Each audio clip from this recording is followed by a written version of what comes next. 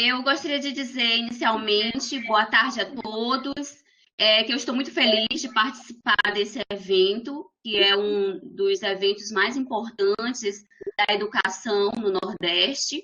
E o trabalho que nós iremos apresentar agora, ele é resultante de um trabalho de dissertação de mestrado, que foi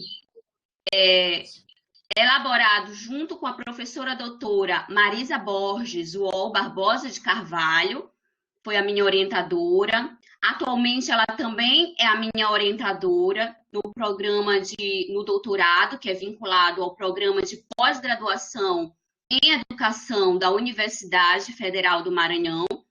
Essa pesquisa ela foi realizada no ano de 2016, tem como título Dificuldades e Estratégias Docentes no contexto da inclusão escolar de alunos com deficiência visual.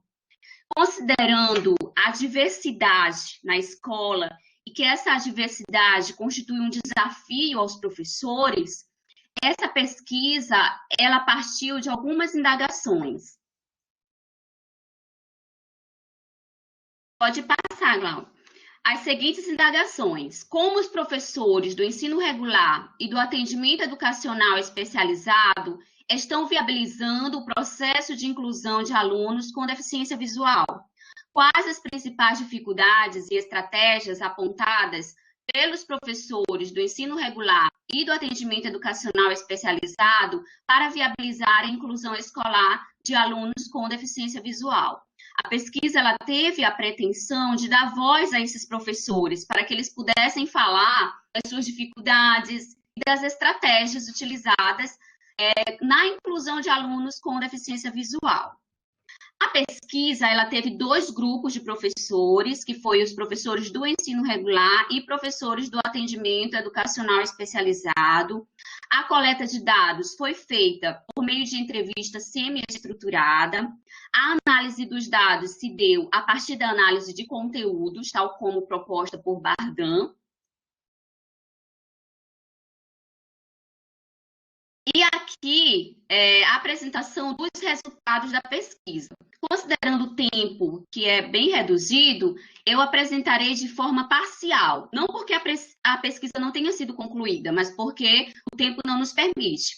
Então, dentre as principais dificuldades apresentadas pelos professores, 50% dos participantes apresentaram a categoria formação docente inadequada. E 40% dos participantes apresentaram como grande dificultador para a inclusão de alunos com deficiência visual os recursos pedagógicos. Então, essas foram as duas categorias que foram mais apresentadas como dificultadores. Seguindo os slides, pense que a formação de professores, nós temos uma fundamentação legal. Dentre os inúmeros lei, fundamentação legal que ampara a formação de professores, nós temos aqui a Lei de Diretrizes e Bases da Educação Nacional, número 9.394 de 96, que diz: os sistemas de ensino deverão assegurar professores com especialização adequada em nível médio ou superior, para atendimento especializado, bem como professores do ensino regular capacitados para a integração desses educandos nas classes comuns. E embora haja uma fundamentação legal que garanta, que determine essa formação de professores, nós percebemos que os participantes da pesquisa apresentaram não só essa dificuldade em relação à formação inicial, mas também à formação continuada. Em relação aos recursos pedagógicos, nós destacamos uma fala de um dos participantes, que era o professor do ensino regular, onde ele diz o seguinte: o material que a gente tem que entregar para eles e que, por exemplo, a impressora está com defeito há bastante tempo e não se consegue consertar a impressora. Então, isso acaba atrapalhando na hora de uma atividade, na hora de uma prova com eles. Então, isso acaba prejudicando muito o aluno. E aí o professor fica, às vezes, meio perdido, sem saber o que fazer. Então, essa fala, ela revela que o professor do ensino regular, ele se encontrava angustiado devido a essa debilidade em relação ao recurso. A impressora Braille estava disponível na escola, mas há muito tempo estava quebrada. Então, ele apresentou essa dificuldade como uma grande dificuldade encontrada, principalmente na hora da elaboração da prova. Uma outra fala que eu destaquei, que nós destacamos, foi a fala do professor do atendimento educacional especializado. A minha dificuldade com os alunos em relação a outros tipos de materiais, para eu poder dar suporte para eles, principalmente quando se refere a gráficos, imagens, tabelas, coisas desse tipo que requer muito da visão. Então, eu tenho dificuldade em relação a isso com os alunos. O professor ele apresentou como uma dificuldade, principalmente porque eram alunos do ensino médio, disciplinas referentes às áreas exatas, às áreas técnicas, em relação especialmente a gráficos, a imagens, ele se encontrava com essa dificuldade. E seguindo, nós percebemos, nós destacamos em relação à fundamentação que nós trazemos no trabalho, Carvalho diz o seguinte: os recursos e materiais adaptados são intrínsecos ao trabalho de inclusão escolar. A adaptação dos recursos é indispensável para a remoção das barreiras para a aprendizagem significativa dos alunos com deficiência visual. E essa superação dessas barreiras, dessas dificuldades, ela envolve a garantia dos recursos financeiros para adaptações, não somente arquitetônicas, mas até mesmo para a promoção da formação de professores, a melhoria das condições de trabalho docente e até mesmo a compra dos materiais, os recursos que são adaptados. O decreto 7.611, no artigo 5º diz, prevê a obrigatoriedade do apoio técnico e financeiro. Devido ao tempo, eu vou tentar acelerar um pouco para mostrar os recursos que estão disponibilizados nos próximos slides.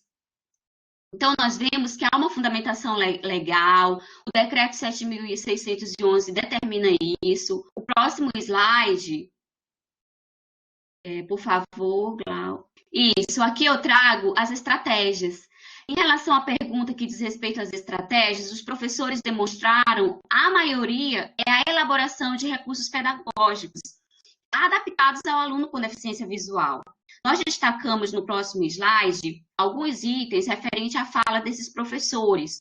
Um professor ele diz assim: a estratégia tem sido trabalho com modelos. Então, muitos professores, eles apresentaram recursos que eram feitos por eles mesmos. Esse era um professor de química. Por exemplo, quando ele estava ensinando a aula referente ao modelo do átomo, mostrar o núcleo, o elétron, o próton, ele elaborou juntamente, em conjunto com o NAP, que é o núcleo que tem o atendimento educacional especializado, esses recursos em alto relevo para facilitar a aprendizagem. Como ele destaca em sua fala, o uso de bexigas, de balões, para mostrar modelos de nuvem eletrônica, modelos de bolinhas, de bastões, modelos de moléculas. E é interessante também o próximo slide, em que eu destaco a fala do professor do atendimento educacional especializado, onde, em relação aos recursos utilizados, ele destaca assim a sua fala. Tamires, apenas 2 minutos, tá? Tá certo. Vamos finalizar, então. Um dos principais recursos que utilizam é o notebook com o livro MacDaisy. Ou seja, aqui nessa fala, que eu não vou ler todo, mas ele destaca vários recursos pedagógicos que a escola dispõe. A escola tem os recursos que os equipamentos de CCTV, é o equipamento que é acoplado na televisão, amplia a tela e pode converter os contrastes, fundo branco com letra negra. Nós temos outro equipamento que recebemos agora, que é a lupa eletrônica. Essa foi a fala do professor do atendimento educacional especializado. Continuando, o próximo slide. Já as considerações finais, eu gostaria de destacar o seguinte, que a escola, ela representa uma das referências no atendimento ao aluno com deficiência visual no Maranhão, que é o Colégio Universitário. E nós vemos que há uma parceria muito grande entre os professores do atendimento educacional especializado, os professores do ensino regular. Porque muitas vezes, quando se fala da educação especial, às vezes foca-se somente no atendimento educacional especializado, os professores especializados. Mas aqui, quando há uma parceria, quando há um diálogo, nós vemos que o trabalho, a superação das dificuldades acontece de forma à efetiva inclusão. No entanto, embora se admita que a superação dessas barreiras É imprescindível a boa vontade do professor, mas nós não devemos enfocar somente nessa boa vontade. Ou seja, deve ser priorizada a responsabilidade dos sistemas de ensino, oferecer as condições adequadas e os recursos financeiros suficientes para o favorecimento de um ensino de qualidade. Eu finalizo agora a apresentação desse trabalho, expondo algumas referências que foram utilizadas e dizendo que, infelizmente, o tempo não nos permite abordar, enfatizar, mas essa foi a apresentação. Agradeço a oportunidade. Muito agradecida, Tamires, excelente trabalho, e nos aguarde um pouco para as nossas discussões. Teremos um tempinho para tirarmos dúvidas para os demais participantes, tá bom? Excelente trabalho. Vamos agora convidar a Kelly Graziele da Silva Cirqueira e Cirqueira para apresentar a temática Deficiência Visual, Educação Acessível. Com a palavra, Kelly.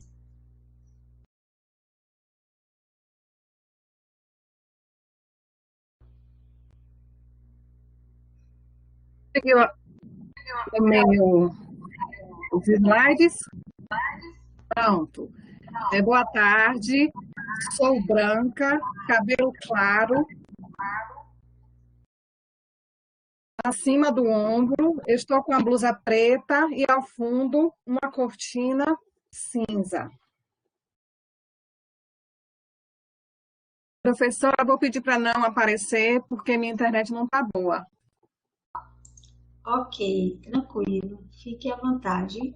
Olha, agora são 16h33. Com a palavra, você terá 10 minutos, tá bom? Faltando 2 minutinhos antes de encerrar, avisarei. Obrigada. Eu que passo, é? Os slides? Se você que estiver projetando, sim. Não, sou eu que passo, Kelly. Você vai pedindo e vou passando, tá bom? Tá, pode retornar. Obrigado, Glauber. Com alegria que cumprimento a todos aqui presentes, a professora Jenny Glede, né, a professora Sheila, agradeço a colaboração dos intérpretes e técnicos, né, Glauber, presentes em todo o evento. Meu nome é Kelly Graziele, sou mestranda no PPG-CID, na profissional de educação da UFRB, técnicas educacionais, e o título do meu estudo é Deficiência Visual, Educação Acessível. É importante salientar, né, esse trabalho consiste num recorte de uma dissertação em andamento que analisa o uso e efetividade dos recursos de tecnologia assistiva por estudantes com deficiência visual nos cursos de graduação da UFRB. A minha orientadora é a professora Nelma Sandes, de Cássia Sandes Galvão. A pesquisa mais abrangente, pode passar, Glauber, a pesquisa mais abrangente envolve docentes, profissionais, bolsistas e estudantes com deficiência visual. Aqui será apresentado um estudo reflexivo referente a um estudante com cegueira e um bolsista que o acompanha. Destaco, nesse momento, a expansão do uso de tecnologias e interfaces digitais nas ações de ensino e aprendizagem devido à pandemia Covid-19, que essa pesquisa começou no momento que não estávamos vivendo a pandemia. Inicialmente, a nossa hipótese foi: existem desafios nos espaços que a educação especial, inclusive, está acontecendo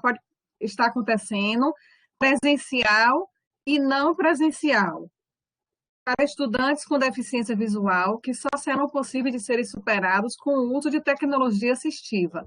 Então, essa era a nossa hipótese inicial. E, nesse momento não presencial, ficou mais claro essa hipótese, né? Então, corroborando com essa ideia, Radovalg afirma que para as pessoas sem deficiência, a tecnologia torna as coisas mais fáceis. Para as pessoas com deficiência, a tecnologia torna as coisas possíveis.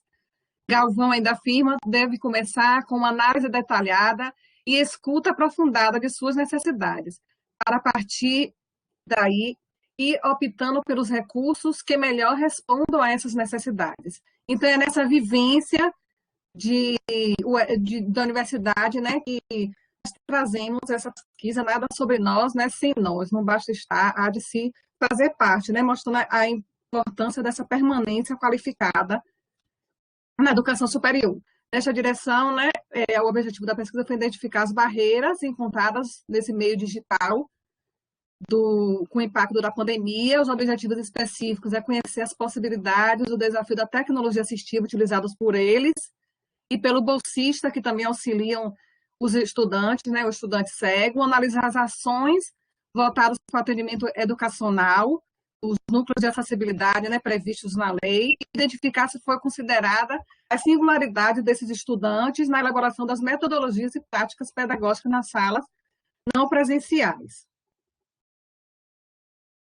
Trazemos algumas fundamentação legal, né, uma determinação legal que fundamenta a permanência dos estudantes com deficiência no ensino superior, tanto no ensino superior inclusivo, vai da Declaração de Salamanca, destacando a criação dos núcleos de acessibilidade nas universidades, e a Carta Natal, né, onde discute várias instituições de ensino superior para direcionar, né, fazer direcionamentos concretos sobre isso. E também no... Pode passar, Robert. Considerando, né, a pandemia da Covid-19, trago também algumas fundamentações legais, né, onde traz a emergência em saúde que nós estamos vivendo, a substituição das aulas presenciais por meios digitais, a reorganização desse calendário escolar e todo esse processo de reorganização da educação em que estamos vivendo. Pode passar, Cláudia.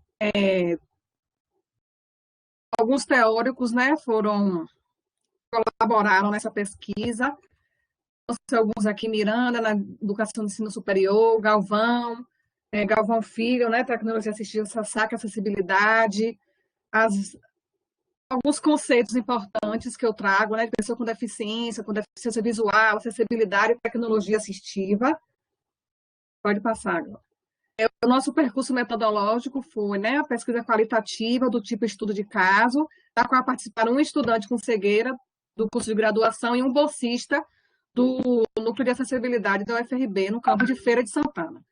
Os dados foram coletados por meio de entrevista semi-estruturada no mês de maio de 2020, notas de campo da vivência do apoio voluntário, né, nesse núcleo, na observação na sala de aula virtual, depois que retornou esse calendário suplementar que estamos hoje vivenciando. As entrevistas foram escritas e concedidas através de WhatsApp, em função desse isolamento, e fomos analisar, né, pela análise de conteúdo de Bardhan.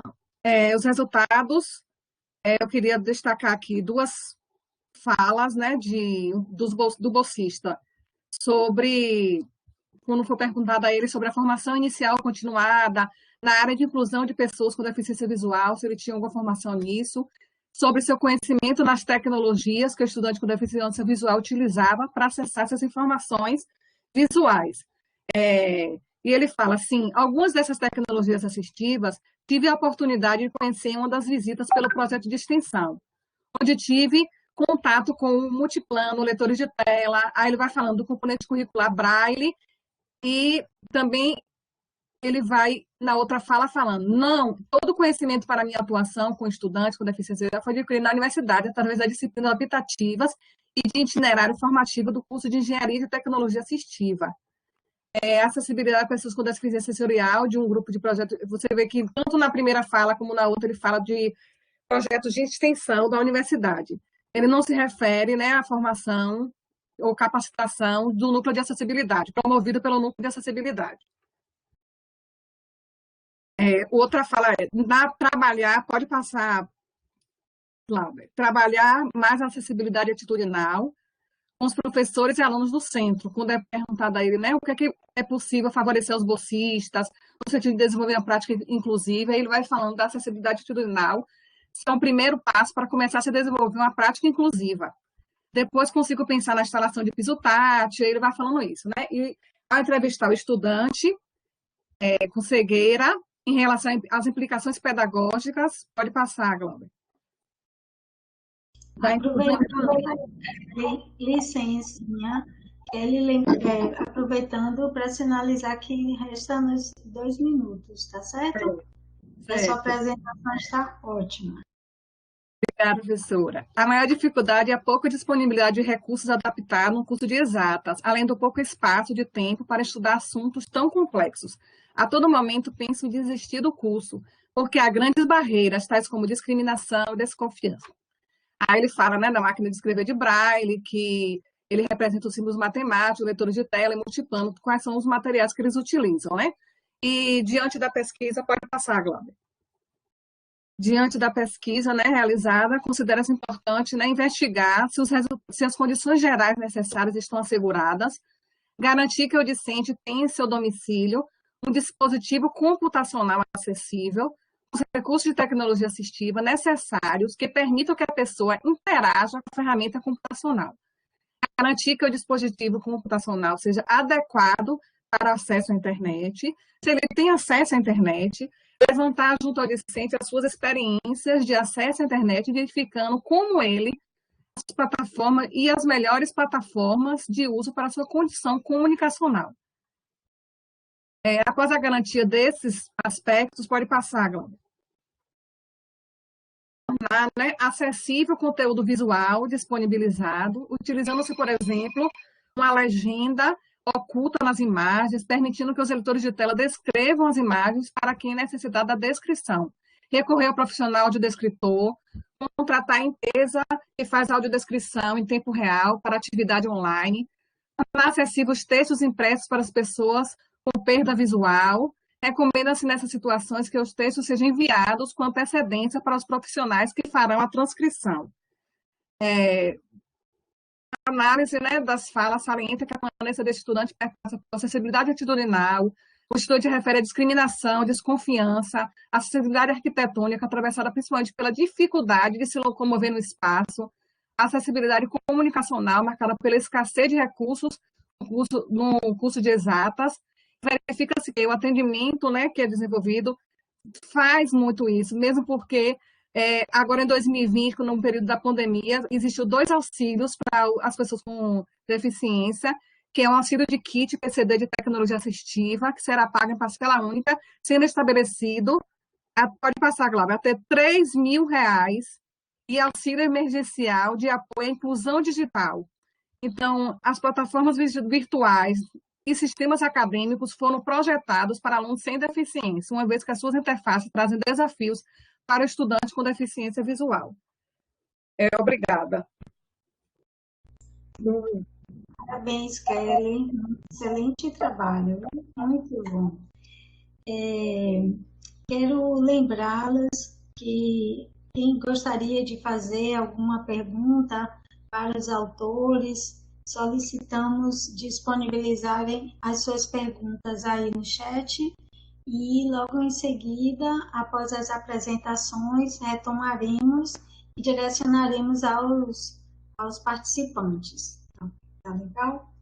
Então, vamos para a próxima apresentação das autoras Ana Paula Silva Braga, Francisca Maria Gomes Cabral e Maria Luísa de Holanda Dantas. Elas irão apresentar a inclusão de alunos com autismo na educação infantil. O que diz a literatura? Com a palavra, as autoras. Boa tarde. Boa tarde. Estão conseguindo me ouvir bem? Sim, estou. Professora, eu vou pedir permissão para ficar também sem o vídeo, porque eu estou com um bebezinho de 2 meses e estou amamentando no momento. Eu enviei o slide para Glauber. Acabei de receber, estou projetando aqui agora, só um segundinho, Ana Paula. Ok, obrigada. Em tempo, gostaria de solicitar a todos os autores enviem por agora, o quanto antes, os slides, porque Glauber tem a lista e já deixará tudo prontinho para exibir, tá certo? Com a palavra. Ok. Boa tarde, gente. Eu me chamo Ana Paula. O nosso trabalho está intitulado como a inclusão de alunos com autismo na educação infantil, o que diz a literatura? Pode passar, Glauber. Este estudo ele busca responder à seguinte objetivação: identificar na literatura estudos que tratam da inclusão de crianças com autismo na educação infantil, a fim de conhecer as estratégias utilizadas pelos profissionais que visam instituir uma prática pedagógica que contemple a inclusão e o desenvolvimento social e acadêmico dos alunos com autismo. Portanto, essa pesquisa tem sua relevância nas reflexões que despontarão a partir dela, tendo em vista que a inclusão escolar é fundamental. Pode passar. Com vistas a identificar o que a literatura nacional tem produzido sobre a inclusão de alunos com autismo no contexto da educação infantil, foi elaborada uma revisão da literatura, na busca de uma melhor compreensão do assunto e sua relevância na sociedade. Sobre a revisão de literatura, entende-se que a seleção criteriosa de uma revisão de literatura pertinente ao problema significa familiarizar-se com textos e, por eles, reconhecer os autores e o que eles estudaram anteriormente sobre o problema a ser estudado. Trentini, Paim, 1999. Pode passar esse slide. Bom, iniciando a revisão da literatura, nós fizemos um mapeamento bibliográfico sobre o que tem sido escrito e discutido dos seguintes escritores: educação infantil e autismo. Nos seguintes repositórios: os periódicos de ACAPES, a Biblioteca Digital Brasileira de Teses e Dissertações, a BDTD, e no repositório da UFRN. Inicialmente, nós fizemos a busca nos descritores, tanto a educação infantil como autismo. As pesquisas são muito vastas, são enormes, então nós fizemos uso do recurso booleano-end, né? Então, a pesquisa passou a ficar educação infantil, end e autismo, correlacionando os dois escritores. O nosso primeiro acesso foi no dia 31/10/2019 para nos inteirarmos das plataformas e entendermos as possibilidades de pesquisa, como os manuseios de suas ferramentas. Pode passar. Em seguida, o que nós fizemos foi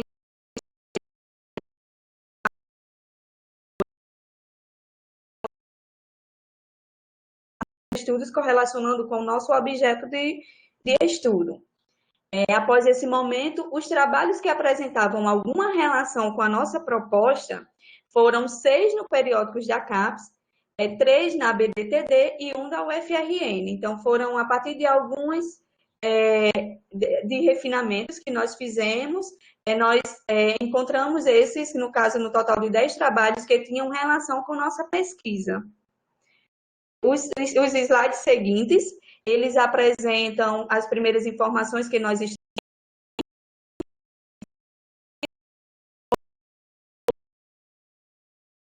de cada obra.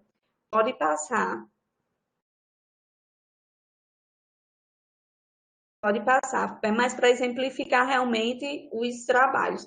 Nos objetivos dos trabalhos, nós encontramos 2 que têm uma relação direta com o nosso. Um trabalho que fala sobre a importância da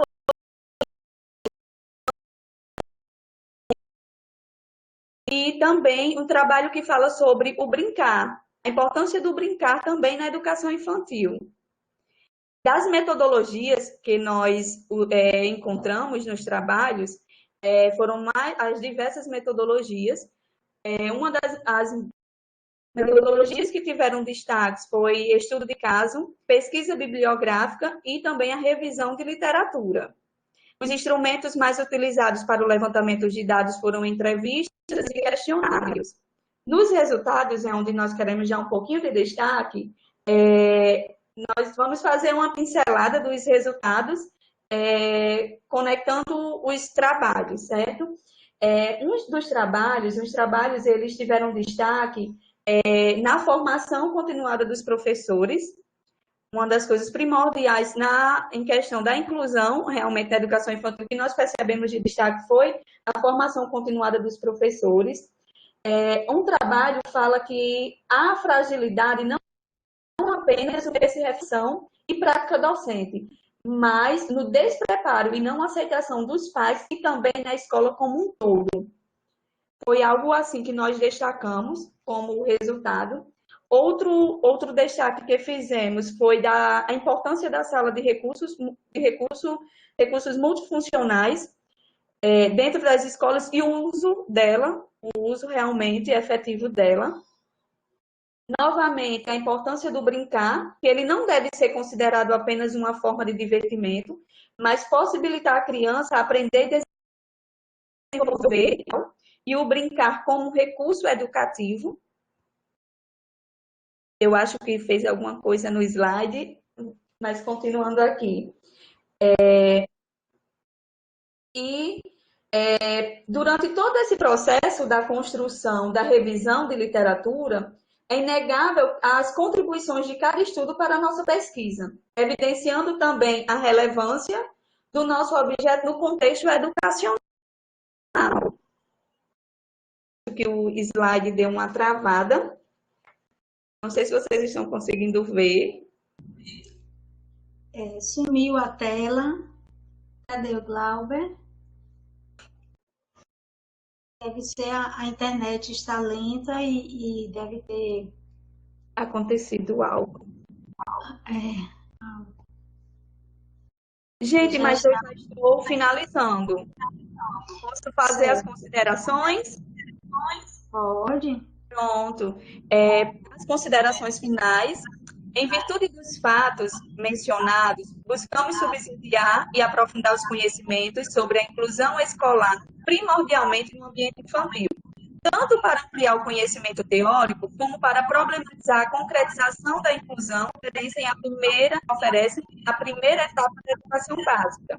Desse modo, realizamos a revisão de literatura na busca de uma melhor compreensão do assunto e de sua relevância social. Seguidamente, tem algumas referências que nós utilizamos.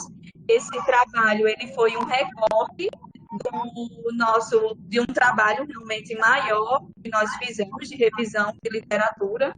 No trabalho mesmo, nós fizemos até um levantamento de acordo com região, também com participantes da pesquisa.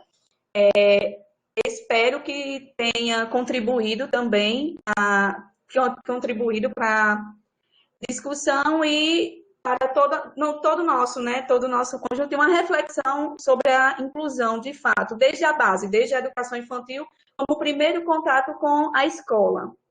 Desde já eu agradeço também a participação.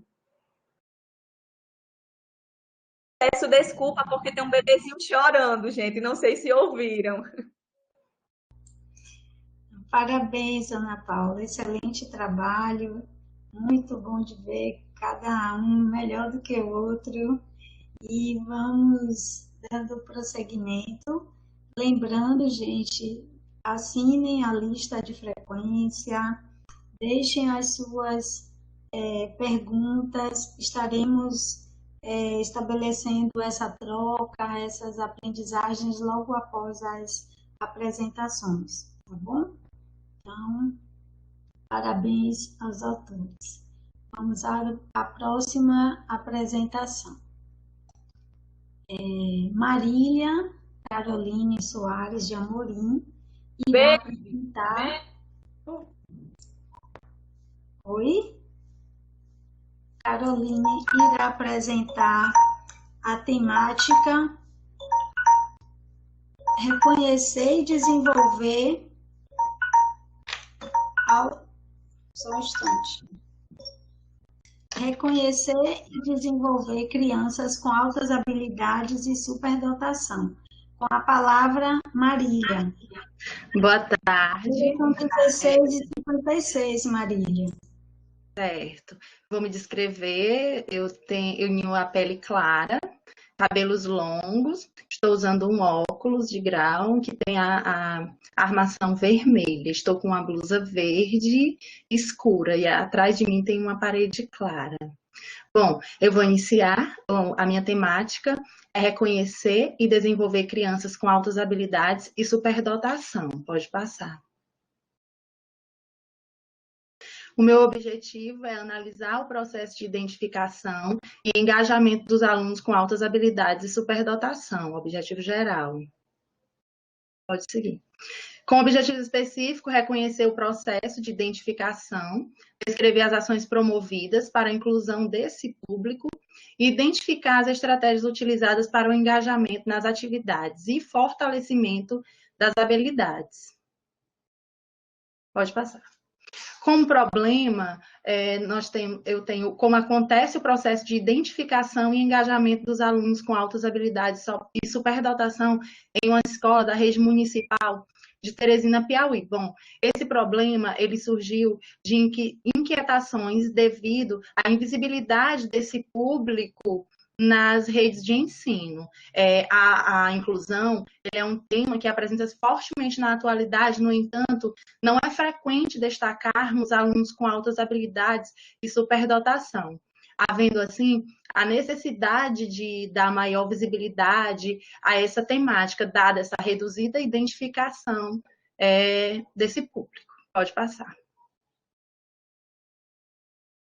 Como referencial teórico, eu coloquei aqui três que foram os mais utilizados, que foi Souza 2019, que destaca a necessidade de se fazerem os mitos em relação às habilidades de superdotação. Atualmente ainda se tem uma concepção de que a criança com altas habilidades de superdotação, elas devem possuir um bom rendimento em todas as disciplinas e estarem sempre com boas notas. Ele coloca que essa é uma visão do senso comum e que muito atrapalha a identificação dessas crianças. Ranzulli, 2004, destaca em sua teoria dos 3 anéis, 3 comportamentos semelhantes a essas crianças com altas habilidades de superdotação, que é um nível mais elevado, um nível mais acima, uma criatividade, bom desempenho nas atividades, comprometimento com essas atividades, na verdade.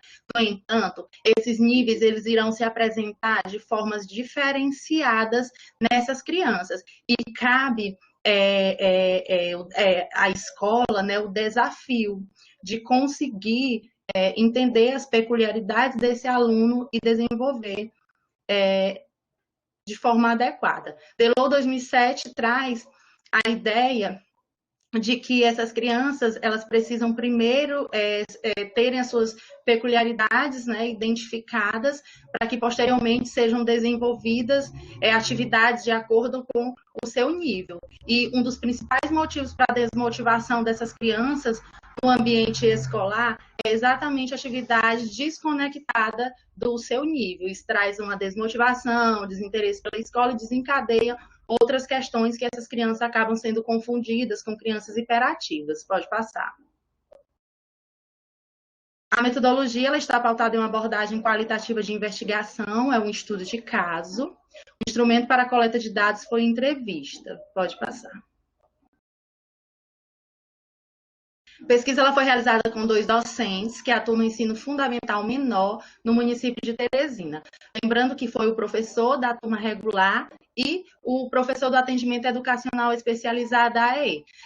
Dada a necessidade, né, de existir uma colaboração entre os dois para a identificação desse aluno e, posteriormente, inclusão dele no processo educacional.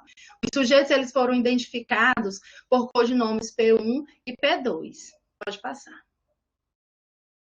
Bom, aqui nós temos alguns resultados e discussões. A inclusão ela é um processo em que as ações elas precisam ser desenvolvidas conjuntamente com a equipe escolar. Os desafios encontrados em sala de aula, compartilhados para o enriquecimento da ação pedagógica.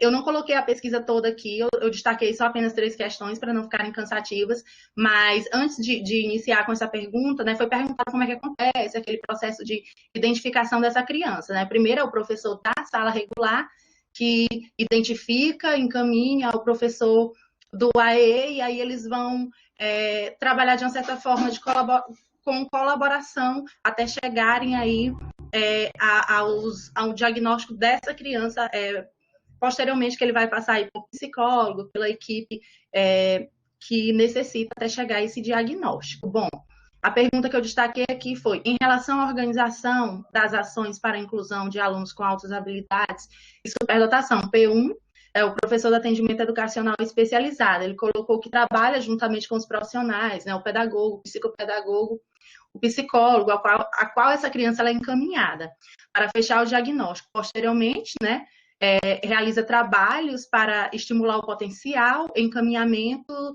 a núcleos de apoio, como o NAS, e por fim, ou para iniciar o período aí de inclusão desse aluno, de atividades para engajá-lo na sala de aula, o plano individual, de acordo com o nível e interesse nesse aluno, para ser desenvolvido no próprio AEE.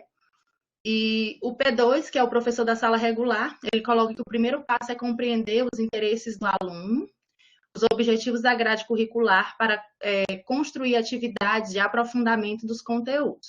O planejamento é desafiador, ou trabalhar com o ensino diferenciado em meio a uma turma em que dispõe de alunos com características tão variadas. Bom, sabendo que existe uma variabilidade desse público, e que o interesse do aluno com altas habilidades e superdotação, ele varia bastante e ele precisa estar bem engajado nessa atividade para que ele consiga ter sucesso nesse processo educacional. No entanto, ele deve conhecer todas essas peculiaridades desse aluno e fazer um planejamento bem direcionado. Pode passar. O segundo destaque foram ações utilizadas para o engajamento nas atividades e fortalecimento dessas habilidades. Foram pontuadas algumas coisas, como o P1 colocou que após o diagnóstico, né, elabora-se o plano individual, que já foi até mencionado, com os objetivos a serem alcançados, as estratégias sugeridas, elas devem ser desafiadoras e diversificadas para prender a atenção desse aluno. Outra questão foi, ao invés de ofertar informações prontas, é importante levantar questionamentos a fim de descobrirem as respostas e induzir um pensamento crítico desse aluno.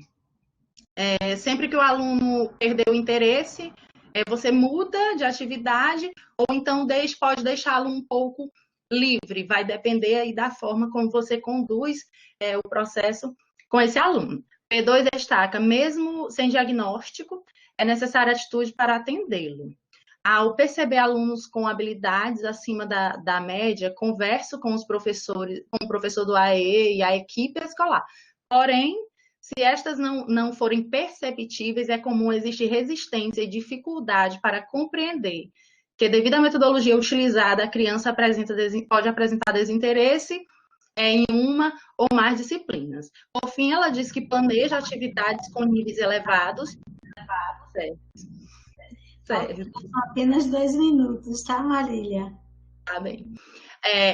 Bom, então ela destaca que ainda há uma grande resistência por parte da equipe em relação a essas características que não são perceptíveis, essas características do aluno. No entanto, a própria escola ela pode produzir esse comportamento no aluno de desinteresse, de desmotivação, e pode aí estar contribuindo para que ele não tenha sucesso nessa aprendizagem, dada então a necessidade de conhecimento dessa temática. Pode passar. Algumas dificuldades também foram apontadas para se trabalhar com esse aluno nessa escola. P1 destaca que, em alguns casos, o emocional da criança é abalado por não aceitar a sua condição e notoriedade em relação ao mesmo. A questão do acompanhamento do AE também é bem limitado, acontece uma vez por semana, dada a grande demanda e apenas um profissional nesse ambiente escolar. Em relação a P2, ele coloca que a própria definição de usabilidade de superdotação, ela precisa ser mais conhecida pelos professores, expandir esse conhecimento em relação às habilidades de superdotação, porque ele é muito confundido com o TDAH. A escola tem maior interesse em estar auxiliando os alunos com dificuldades de aprendizagem. No caso, os alunos que possuem altas habilidades, eles vão ficando mais ali no cantinho. Pode passar. Considerações finais. Como considerações finais, ficou claro aí o quão é difícil a identificação de crianças com altas habilidades e superdotação, e há necessidade de dar visibilidade a essa temática no espaço escolar, para que sejam desfeitos conceitos que se tem em relação a essa temática. A resistência ao comportamento apresentado conduz em constantes dúvidas, além da dificuldade de aceitação social. São muitos os desafios, né, enfrentados aí baixo rendimento, desmotivação desse aluno, quando não identificado no ambiente escolar. Bom, fica explícita, então, a necessidade de aprofundamento dos conhecimentos em relação à temática para direcionar estratégias que contemplem a especificidade desses alunos, né? E só para fechar, a escola inclusiva, né, ela precisa direcionar essas ações a todos os alunos e traçar caminhos para que haja qualidade no ensino, para que haja um engajamento desse aluno, dar atenção também àquele aluno que tem níveis mais acentuados. Pode passar. Aí são algumas referências utilizadas e, para finalizar, eu deixei aí um e-mail. Ok, Marília, muito obrigada aí pela sua presença. Mais um trabalho de qualidade aí, ótimas contribuições. Tá? Obrigada. Gente, quero pedir desculpas aos autores, José Antônio, meu amigo, e Faustino, perdoem aí a falha da coordenação aqui, foi um lapso imperdoável. Mil desculpas. Tranquila, viu? Eu estou aqui com a internet dos dados móveis. Olha o que estou fazendo eu aqui. Estou sem internet em casa. Assim que, José Antônio, aí, se vire, meu amigo, não está dando nem. Então, quero dar as boas-vindas a vocês e, em tempo, apresentar qual a temática. Os autores José Antônio Souza Matos e Faustino Emília Sebia Jaime, eles irão apresentar a temática, o papel da família, dos professores e da escola no percurso educativo de pessoas com paralisia cerebral. Então, os autores estarão com a palavra, iniciando agora às 17h08. 10 minutos. Com a palavra, José Antônio, amigo, desculpa. Nada, botando o cronômetro aqui para funcionar. Bom dia, boa tarde a todos e a todas. É um prazer imenso participar, né, com vocês nesse momento. E me descrever, sou um homem de pele clara, uso óculos, cabelos curtos, estou de camisa vermelha, ao fundo uma parede branca com alguns quadros, né? Vamos passar aí o slide. O que levou inicialmente a discutir essa temática foi a partir de um convite de participar de um grupo, né, que trabalha exclusivamente com pessoas com paralisia cerebral, né? É o Núcleo de Atendimento à Criança com Paralisia Cerebral, em 2002, onde esse grupo trabalhava especificamente no atendimento dessas crianças, na parte mais clínica. E nós fomos convidados a participar, implementando as ações pedagógicas dentro dessa instituição, que era uma ONG que atendia crianças, ainda atende crianças aqui em Salvador. E esse foi o pontapé inicial para a gente se envolver com essa temática da paralisia cerebral. Aí eu trago um pouco do que é a paralisia cerebral, né? Qual é o movimento, né, que atinge o sistema nervoso central, ocasionando uma lesão no cérebro, né, que influencia no desenvolvimento da criança, comprometendo várias funções do corpo, principalmente a função motora, porque, infelizmente, a paralisia cerebral ela chega a danificar a parte do cérebro que trata dos movimentos, né? Apesar de ser paralisia cerebral, o cérebro não fica paralisado, está sempre em constante movimentação e desenvolvimento, né? É uma lesão não progressiva, ou seja, ela não aumenta, mas tem características com dificuldade de locomoção, comunicação oral, dificuldade na escrita, fatos que dificultam as relações, o processo de desenvolvimento na escrita, de convivência. Vou passar. A depender da intensidade da lesão, a paralisia cerebral pode ser classificada como piramidais ou extrapiramidal, né? A piramidal é mais comum, né? Atinge 75% das pessoas, geralmente ocasionada por uma anóxia, né? Durante o parto, falta de oxigênio, e aí o cérebro tem essa lesão, né? E a característica maior é o aumento do tônus, né? Os músculos ficam muito enrijecidos e quando o comando do cérebro pede para a gente abrir a mão, ele não tem essa organização corporal ele se movimenta todo, a tendência é ter toda uma movimentação desordenada, né? Apresenta em alguns tipos, como a gente pode ver a hemiplegia, diplegia, ou seja, um membro só é comprometido, alguns dois membros, um braço, um lado só, às vezes suas pernas, às vezes pernas e braços, né? E também atinge o aparelho fonoarticulatório, que é a boca, né? Isso também dificulta na fala. Próximo. Estou falando muito rápido? Está entendido. Ok. Aí, nessa unidade escolar, nessa instituição, tinha-se uma proposta de uma escola chamada Escola Transitória, né?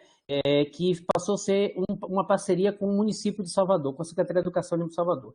O que seria essa escola transitória? Era criar um espaço onde essas crianças também tivessem um acompanhamento pedagógico dentro dessa instituição, né? Então, todo o trabalho partiu pedagogicamente a partir disso aí, né? Onde não só tinha um trabalho clínico voltado para a fisioterapia, neurologia, mas também tinha um espaço pedagógico e tinha que ser transitório, porque a intenção é que esses alunos fossem matriculados na rede regular de ensino para fazer a inclusão.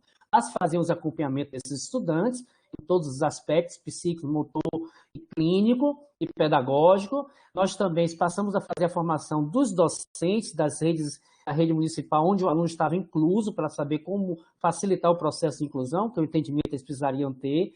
Adaptação de material didático também é muito importante, porque os meninos com dificuldade motora precisavam de materiais adaptados, engrossadores, etc. E o suporte clínico e pedagógico já existia e continuou tendo, não só para os alunos, como para os pais. Pode passar. A escola transitória criou um trabalho integrado nessa instituição, que era apenas um trabalho clínico voltado apenas para a reabilitação. Foi um divisor de águas, a gente diz isso.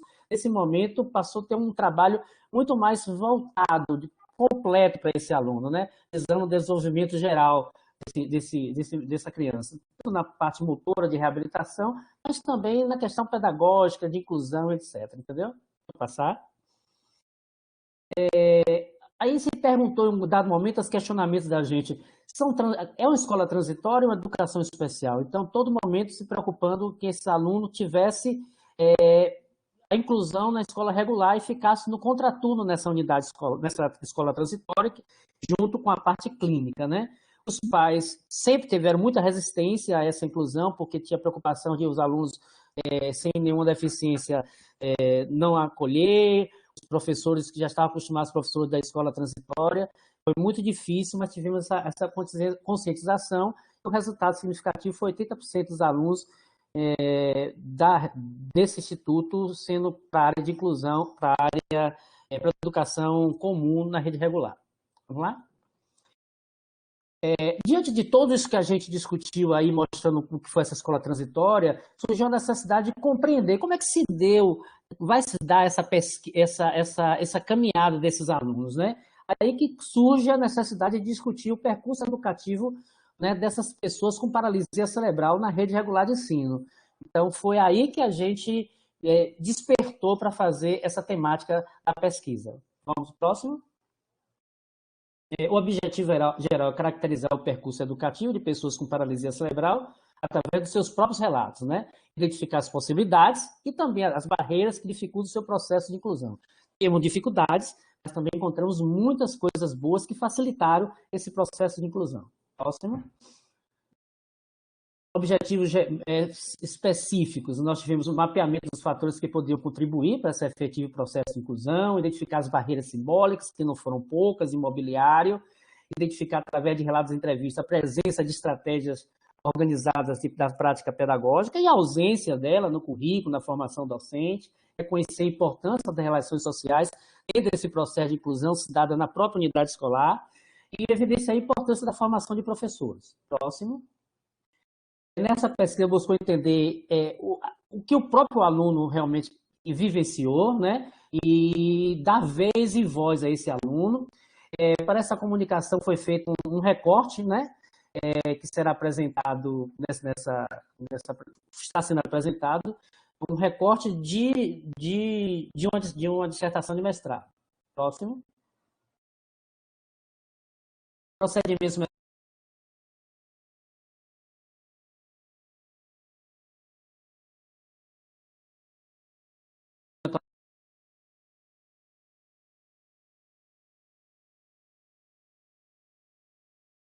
metodológico é um trabalho que apresenta uma abordagem qualitativa, análise do conteúdo de Bardan.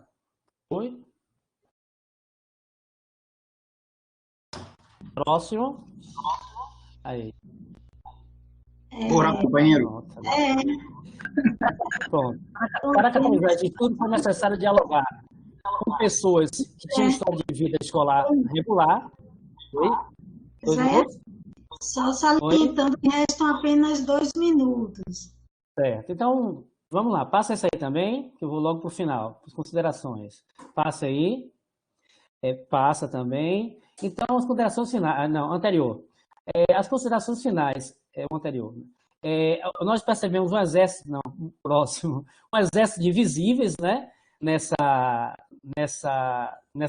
entrevista, né? Muitos deles estavam, como o relato pode ver aí, né? Sempre estudei em escola particular desde os 3 anos, tinha problema de rejeição, não me aceitavam.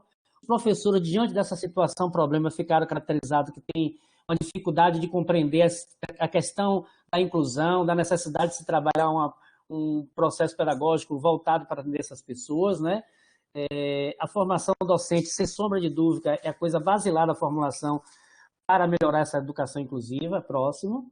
E amarelo são os relatos, né? Que vocês vão acompanhando aí.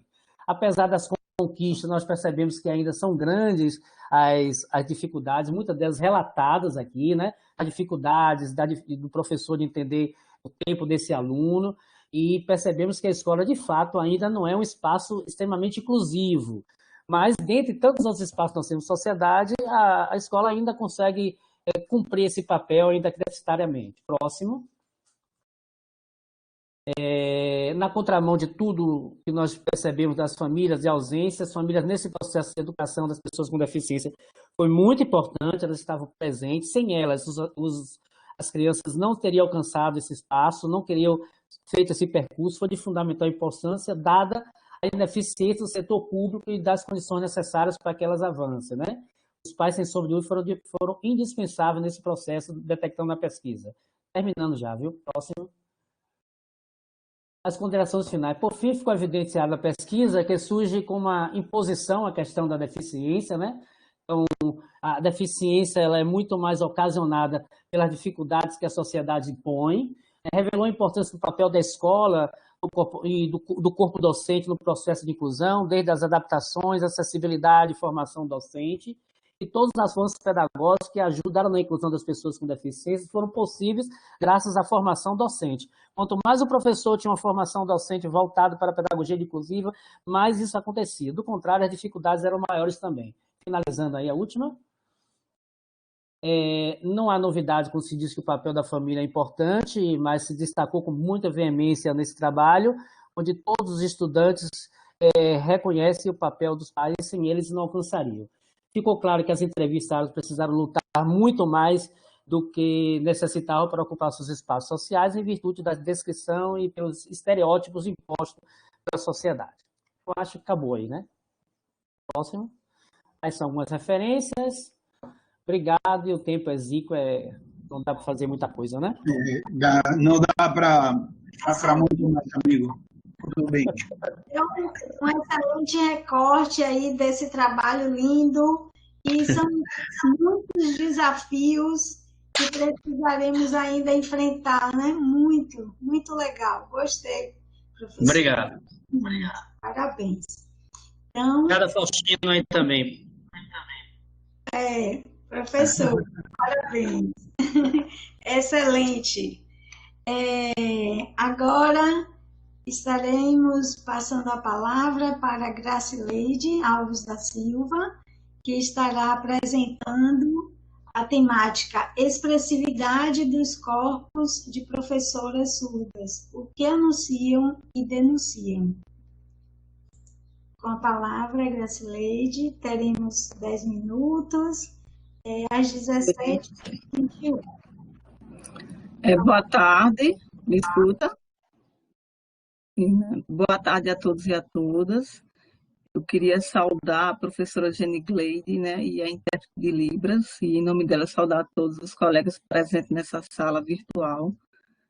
Dizer da alegria, né, dessa tarde, desse compartilhamento de saberes conhecimentos tão ricos, tão importantes para a nossa formação como estudante, como professores e também para a área da educação, né? O trabalho que eu apresento tem como título, eu me chamo Gracileide, como já foi apresentado, professora de Educação Básica do município de João Pessoa, e sou aluna do doutorado de Educação da UFPB. O trabalho que eu apresento tem como título Expressividade dos Corpos de Professoras Surdas, o que anunciam e denunciam. E é um trabalho que não é só meu, ele foi escrito sob a orientação da professora doutora Inês Teixeira, minha orientadora do doutorado, e uma pessoa a qual a gente compartilhou esse trabalho e o processo de escrita.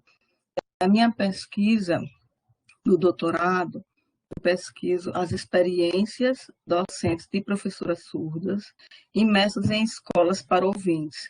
Essas escolas ditas inclusivas, que recebem esses profissionais, mas que toda a sua estrutura administrativa e pedagógica está sempre pensada e planejada para os ouvintes. E aí, dentro desse meu trabalho, eu estou apresentando esse artigo, né, que foi construído, que trata-se de um recorte de um dos capítulos da minha tese que está em construção. E aí esse trabalho ele vem analisar, né, a expressividade dos corpos de professoras surdas nesse território dito inclusivo, e especificamente observando o que esse corpo anuncia e, ao mesmo tempo, o que esse corpo denuncia, né, nesses espaços cuja condição da surdez tem sido inferiorizada, e a gente vai ver isso nos resultados, por fatores diversos, e principalmente pela diferença linguística e cultural. Pode passar para o próximo. E aí, esse trabalho está realizado sobre os marcos dos estudos qualitativos, né, e se efetivou por meio de observação de campo e de entrevistas narrativas.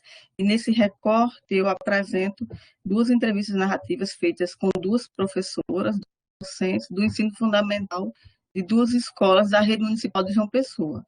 Essas observações e essas entrevistas narrativas, elas se deram no período de outubro a dezembro de 2019. Então, assim, nós partimos do pressuposto de que, embora nos ouvintes o corpo é também esse locus de expressão, de linguagem permanente, nos surdos essa condição ela ganha aquilo que a gente chama de centralidade, né? A linguagem ela é grafada no corpo.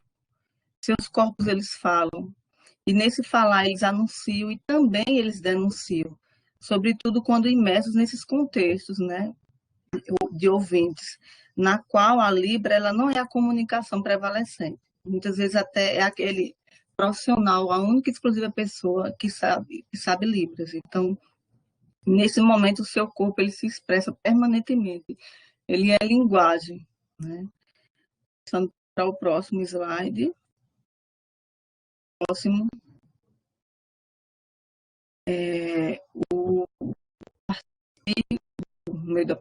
Algumas formulações teóricas eles sustentam esse trabalho. Nós estudamos e destacamos aí algumas escritas nossas sobre o corpo de uma forma geral, e a gente está usando Le Breton, né, a sociologia do corpo.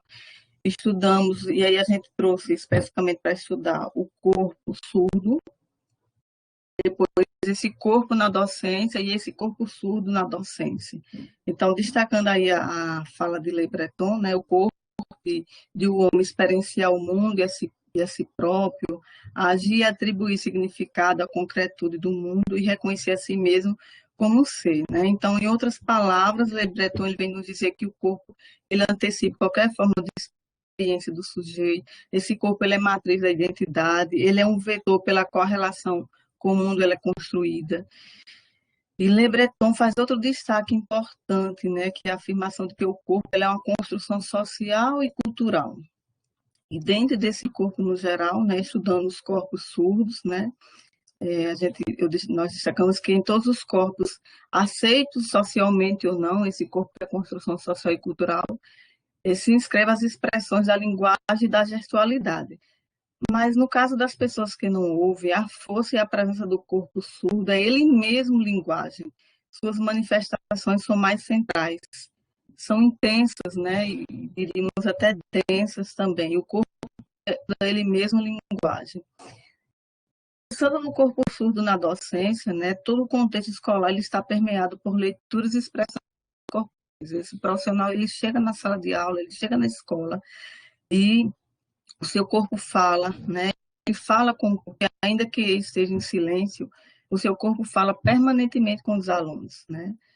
E é o olhar, é o cumprimentar, as saudações, as expressões visuais, né? As sonoras também desse docente como um todo, o acolhimento, o distanciamento, os gestos de bem-querer, até mesmo de indiferença, de bem-estar, de mal-estar. E quanto aos corpos de professores surdos, imersos nesses ambientes dominantemente de ouvintes, eles se expressam de forma plena e contundente. A comunicação, a forma de trabalhar em sala de aula, ela é exclusivamente corporal. E nós destacamos, pode passar para o próximo, sobre os anúncios. Sobre os anúncios, são muitos, e as denúncias também, mas esse trabalho, considerando o tempo, a gente fez uns destaques apenas de alguns das narrativas, mas reiteramos que nós fizemos observação também. E aí os anúncios, eles vêm falar dos seus viveres, né? Na escola, nesse cotidiano, que marca os significados e sentimentos de si, imerso nesse ambiente, que é dito inclusivo, né? Mas que está todo planejado e pensado para os ouvintes. Então, o anúncio que nós destacamos é a questão da identidade, dessa afirmação ou negação de ser surdo. Dentro dos estudos surdos, a gente sabe que tem a concepção médico-patológica de ser surdo, é quando o indivíduo ele se auto-identifica como deficiente, e aí pessoas da sociedade o identificam como tal, e tem a visão socioantropológica, que é aquele indivíduo surdo que se identifica como diferente pela sua condição de linguagem, né, e, consequentemente, cultural. E aí, parte da sociedade também o vê como tal. E aí, essa primeira anúncio dele foi essa aceitação da surdez ou negação. E aí, veja a narrativa que tem de uma professora que foram identificadas, as duas, professora Esperança e professora Lutadora. Elas escolheram esse nome, e aí justificam por quê. A professora Esperança diz: eu sou surda, identidade surda aceitar ser surdo. Pessoa surda não aceitar ser surdo não tem identidade. Surda, nem ouvinte, risos. Fico revoltado, não aceita, tem vergonha ser surdo. Conheço surdo assim, tem muito. Triste isso. Eu não tenho vergonha de ser surdo. Então, essa aceitação significa se auto-identificar como indivíduo que pertence a uma comunidade minoritária com a língua e cultura própria. O anúncio de Esperança evidencia também que a pessoa surda que não se identifica como tal, né, sendo uma situação bem comum. A doutora Karen Straub, que é uma militante, uma teórica desse assunto, ela fala disso, né, que diante de tanta discriminação, isso é compreendido, é comum existir, né, esses perfis diante do processo de discriminação que eles sofrem, inferiorização ao longo da história do povo surdo, né? É um grupo social que, sendo estigmatizado, né, ela vai dizer, comumente nega a si mesmo e muitas vezes o seu real pertencimento. Outro elemento de anunciação nessa pesquisa foi a expressividade corporal desse permanente esforço das professoras. Ela disse: aqui ouvintes não sabe Libras, me esforço em fazer leitura labial sempre, o tempo todo. Grazileide, só restam 2 minutos, tá bom? Ai, meu Deus. Então, eu vou para a denúncia. Desculpa. O próximo slide, por favor. O próximo slide. Eu ia deixar aqui esses 4 anúncios dela, que é a questão da aceitação da surdez, o uso permanente dela, da importância que ela dá ao ensino de Libras, ao papel dela naquela escola, ensinando essa língua para socialização, para que outras pessoas venham aprender a Libras e se comunicar, né, na linguagem surda. Denúncias, eu destaco essa daqui: colega professores, não me vê professora porque sou surda, sou inteligente, eles não conhecem minha deficiente, mas não sou. Entendo pelo olhar, falo pelas mãos, falo fecha a escola e esquece de me chamar, não venho, fico com raiva porque esqueceu de mim, expressão de tristeza. Então, a professora, ela denuncia um corpo de sujeitos vistos por um grupo de ouvintes como deficientes, incapazes de participação. Há presenças fortes nos nossos resultados de relações de poder, de classificação, de hierarquização. As denúncias desses professores, cujos lugares se inscrevem em estruturas de sistemas simbólicos que, na maioria das vezes, desqualificam, hierarquizam, rotulam.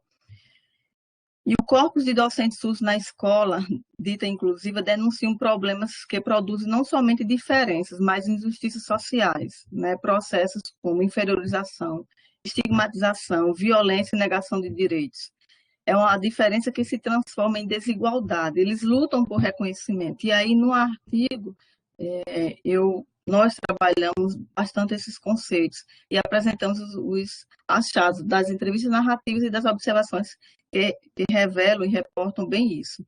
Então, nós podemos dizer que tal situação revela formas de inclusão subalterna na vida social e, consequentemente, trabalhista de tais profissionais. Só para finalizar bem rapidinho, o último slide das considerações que a gente está chamando de longe de concluir. Então, nessas escolas, né, autodeclaradas, ditas inclusivas, corpos docentes SUS, eles são subalternizados, oprimidos. Né? Com isso, revelam sofrimentos em seus anúncios e que se transformam, esses anúncios se transformam também em denúncias, né? Porém, nem todos os docentes SUS aceitam esse lugar, nem todos são passivos e passivos nesses espaços, né? Eles produzem lutas, eles lutam pelo reconhecimento.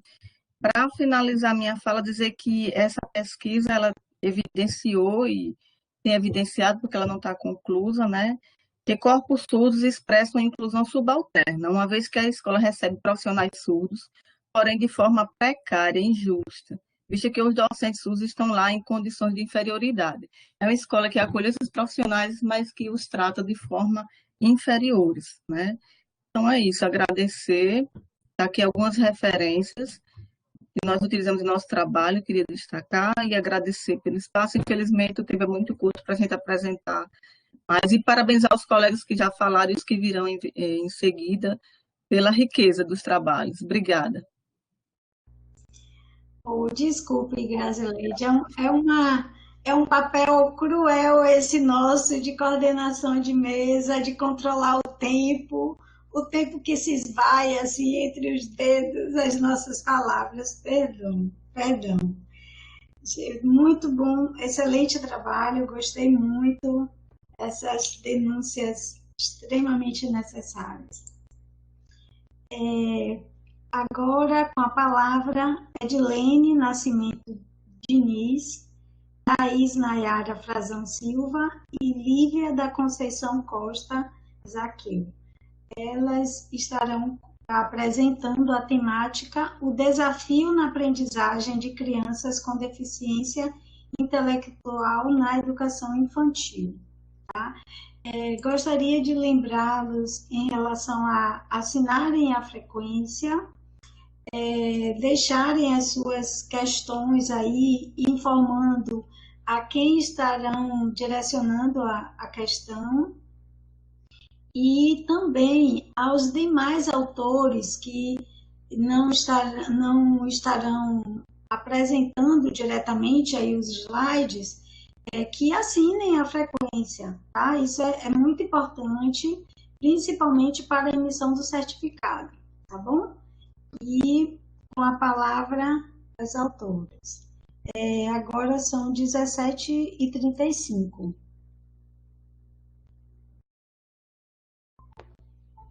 Edilene, pode falar.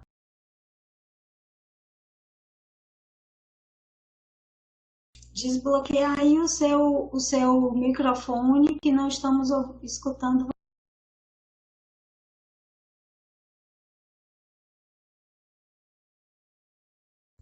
Desligou agora, pode falar.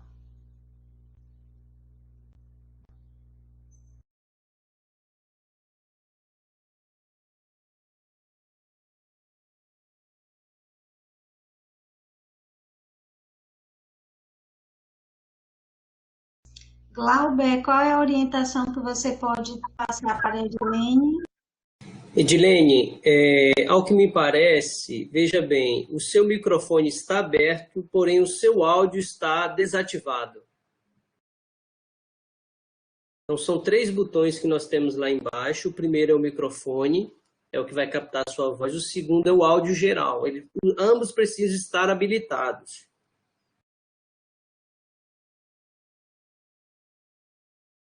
Desculpe interromper. Edilene informou no chat que está apresentando pelo celular, Glauber. Ela tem acesso a esses botões que você está sinalizando a ela? Tem algum fone, Edilene, conectado no seu celular? Já verificou isso para retirar esse fone, se for o caso? Tem, professora. No celular também aparecem as opções de áudio e de microfone. Geralmente são botões distintos, né? Eu vejo que o microfone dela está habilitado, porém o áudio não. Talvez ela tenha que sair da sala e voltar novamente.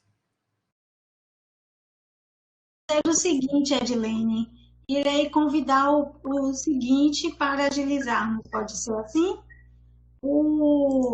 A próxima apresentação será Magali Alves Albuquerque e Luzia Olívia Lacerda Ramos. Elas se encontram?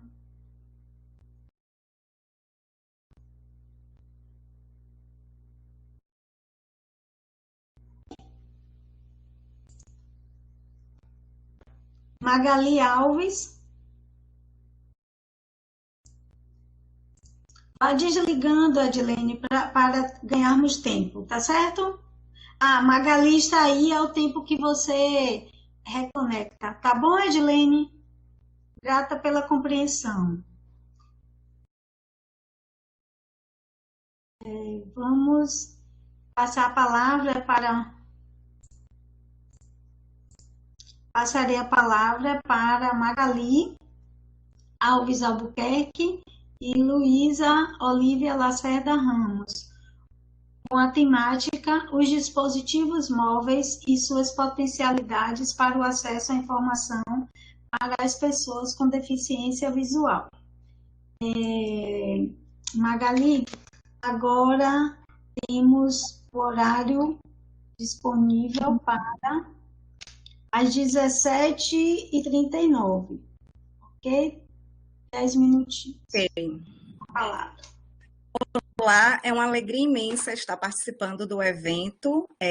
Eu sou Magali, sou mulher negra, cabelos abaixo do ombro, cabelos com mechas claras, estou com uma camisa preta e, ao fundo, um papel de parede de retalhos. Eu saúdo também a professora Jenny Gleide e a intérprete, a todos que estão assistindo.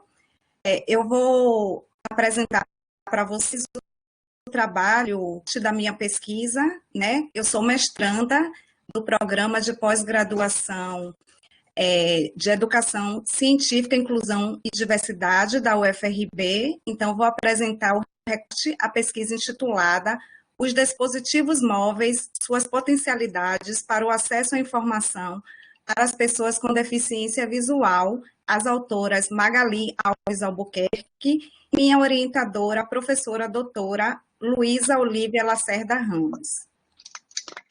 Pode passar. O presente trabalho, ele traz uma breve discussão sobre as possibilidades de acesso à informação para as pessoas com deficiência visual. Parte de uma investigação de mestrado em andamento em uma biblioteca universitária de uma instituição federal de ensino superior, que tem como objetivo geral avaliar a prática da acessibilidade comunicacional para as pessoas com deficiência visual na biblioteca universitária e identificar vantagens e obstáculos quanto à implantação do QR Code nesses ambientes. A discussão decorre de uma revisão bibliográfica sobre o tema, em evidência, e se ancora em resultados teóricos que se pretende confrontar com os dados obtidos quando da coleta em campo. A visão é um sentido muito importante para o ser humano. A partir da visão, né, são carregadas as nossas experiências visuais, como símbolos, números, letras, cor. E na deficiência visual, existem duas nomenclaturas conhecidas, a cegueira e a baixa visão. Segundo Souza, 2012, a cegueira é caracterizada pela perda total da visão. Já Conde, 2016, ele define a baixa visão como ambliopia, visão subnormal ou visão residual. Ele destaca também a complexidade, haja vista a variedade e intensidade de comprometimentos das funções visuais envolvidas, desde a percepção de luz até a redução da acuidade e do campo visual. Então, no Brasil, segundo o IBGE 2010, há aproximadamente 35 milhões de pessoas com algum tipo de deficiência visual. Então, diante dos avanços tecnológicos que surgiram na sociedade contemporânea, caracterizada por ser digital e de alta mobilidade, as TDICs, que são as tecnologias digitais de informação e comunicação, seguida do crescente uso dos dispositivos móveis e o acesso à internet, mudaram o estilo de vida e comunicação das pessoas. Então, os dispositivos móveis, segundo Iguchi, têm causado mudanças em todos os setores da sociedade. Eles estão inseridos no cotidiano das pessoas, alterando a forma de comunicação no trabalho, na vida pessoal, no consumo e no entretenimento. Então, nesse sentido, as TDICs têm assumido lugar de destaque nos espaços educacionais, revelando possibilidades que favoreçam e facilitem o acesso à informação de maneira rápida e prática para todos os usuários. Então, os dispositivos móveis, especificamente os smartphones, com sua mobilidade, tornou-se uma poderosa ferramenta de comunicação e interatividade, potencializando mais ainda o acesso da informação pela sociedade. Daí, os debates avançam na direção de incluir e assegurar tecnologia a todos, emergindo assim os estudos e pesquisas sobre tecnologias assistivas, que têm como conceito produtos, equipamentos, dispositivos, recursos, metodologias, estratégias, práticas e serviços que objetivem promover a funcionalidade relacionada à atividade e à participação da pessoa com deficiência ou com mobilidade reduzida, visando assim a sua autonomia, independência, qualidade de vida e inclusão social. Pode passar. Nesse contexto, o smartphone ele pode ser considerado como uma TA, uma tecnologia assistiva, para pessoas com deficiência visual, em face dos recursos que eles possuem que favorecem a inclusão, como lente de aumento, controle de contraste e leitor de tela. Então, esses smartphones, a depender do seu sistema operacionais, eles disponibilizam vários recursos, né? Que podem ser no Android, iOS, Windows Phones, entre outros. Pode passar.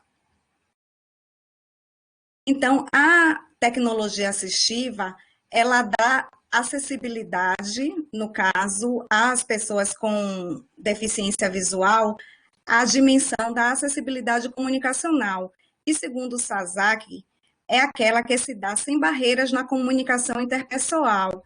Então, face a face, línguas de sinais, na escrita, em jornais, revistas, carta, livros, incluindo textos em brailles e textos ampliados, e virtual, o uso de computadores, smartphones e tablets. Pode passar. As bibliotecas universitárias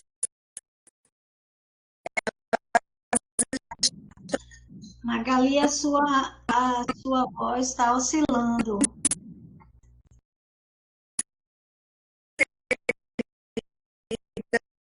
Nesse contexto. Então, elas são responsáveis pela difusão e universalização do conhecimento, que são setores responsáveis pela busca e difusão do conhecimento. E ela faz com que torne a informação acessível, né, a todos os usuários, independentes das condições que eles sejam requeridas. E as bibliotecas, algumas já estão utilizando alguns tipos de serviços de informação móvel e são disponibilizadas em dispositivos móveis.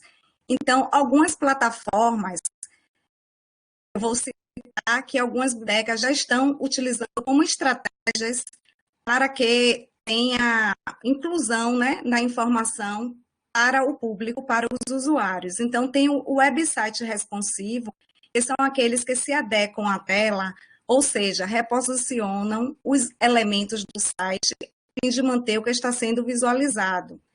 Tem também um site móvel, layout muito resumido, carregando poucas imagens, isto porque visam ser carregados de maneira mais rápida e os tornam mais acessíveis para a maioria das pessoas. Pode passar. O QR Code, que é um sistema de códigos de barra que armazena uma grande quantidade de informação, pode ser codificado em URL, imagens, números e textos. A realidade aumentada, tecnologia que permite maior interação com o objeto, tem a função de armazenar e disseminar dados informacionais a partir de imagem, num mecanismo de ponte entre o ambiente físico e o virtual. Essas tecnologias estão em ascensão e vêm sendo utilizadas em diversos segmentos sociais. Em destaque nesta pesquisa, o QR Code. Pode passar. Então, o QR Code ele foi desenvolvido em 1994 pela empresa japonesa DenseWave, em 2011, do grupo Toyota, tecnologia associada aos dispositivos móveis, mas tem crescido nos últimos tempos, especialmente no domínio do ensino e aprendizagem. E segundo os autores Lau e Sou, eles ressaltam que as operações para recuperar ou armazenar o code são incrivelmente simples e rápidas, e com dispositivos móveis, fazem deles as ferramentas educacionais ideais para o ensino e aprendizagem. Eles também destacam que a biblioteca de Bar, na Inglaterra, foi a precursora na aplicação dessa ferramenta, que se expandiu para várias bibliotecas no mundo e algumas no Brasil. Próximo. Ali, gostaria de salientar que restam apenas 2 minutos, tá bom? Finalizando. Então, a conclusão. Diante do exposto, apresentamos algumas possibilidades de acesso à informação em dispositivos móveis para pessoas com deficiência visual em uma biblioteca universitária de instituição de ensino superior. A partir das reflexões teóricas e conceituais realizadas até o momento nessa pesquisa de mestrado, compreendemos a necessidade de avaliar e potencializar a prática da acessibilidade comunicacional através dos avanços tecnológicos, ou seja, plataformas e recursos digitais para disponibilizar materiais e serviços informacionais para essas pessoas. Dentre as inúmeras ferramentas, destacamos o QR Code, que disponibiliza o conteúdo com maior autonomia para todos os usuários ao acessar o material em qualquer parte do mundo, de forma rápida e eficiente. No entanto, ressaltamos que este recurso não pode ser uma única via de acesso à informação, mas um complemento híbrido para permitir o acesso à informação. Finalizo com as referências, pode passar, e agradeço a atenção de todos e todas. Parabéns, um excelente trabalho, muito bom. Fico encantada de visualizarmos quantos trabalhos de qualidade, cada um mais enriquecedor do que o outro. Então, agora convidaremos Edilene Nascimento Diniz, Thaís Nayara Frazão e Lívia da Conceição Costa Zaqueu.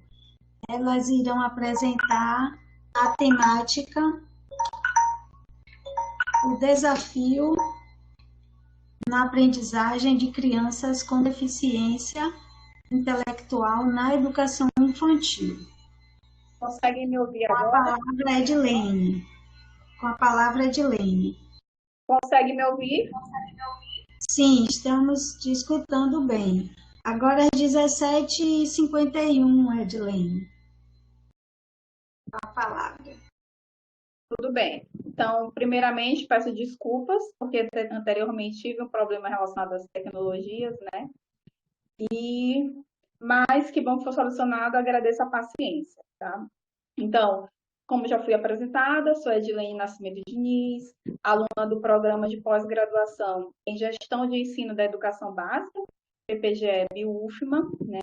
Irei apresentar a temática intitulada Desafio na Aprendizagem de Crianças com Deficiência Intelectual na Educação Infantil.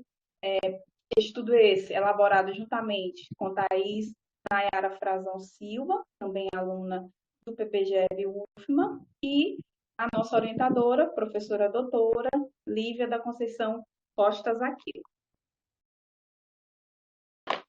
Pode passar. Então, esse trabalho, ele vem, né, da inquietação, né, por ser professora da escola do ensino básico, mais provavelmente da educação infantil, né? E nós sabemos que a educação infantil ela é a primeira etapa da educação básica e, assim, ela deve desenvolver integralmente as crianças, né?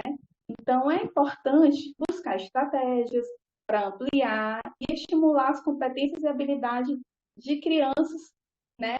E nesse recorte da deficiência intelectual. Então, é necessário que o professor ele busque meios para desenvolver o seu trabalho, né, voltado para esse público. Então, à luz desse contexto, nós temos a questão problematizadora, né, de como possibilitar a aprendizagem de crianças com deficiência intelectual na educação infantil, a fim de desenvolver com foco na aquisição de competências e habilidades. E como objetivo, né, propor estratégias utilizadas pelos professores da educação infantil a fim de contribuir com a aprendizagem de crianças com deficiência intelectual.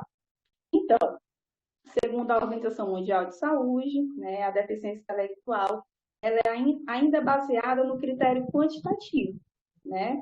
Por essa classificação, a gravidade da deficiência intelectual ou mental, ela está relacionada às nomenclaturas profundo, severo, moderado e leve, né? Segundo a APA 2014. Então, Vygotsky, ele afirma que há potencialidade e capacidade nas pessoas com deficiência, sim, né? Mas entende que para isso é preciso haver um desenvolvimento, né? Então, devem ser oferecidas condições materiais e instrumentais adequadas.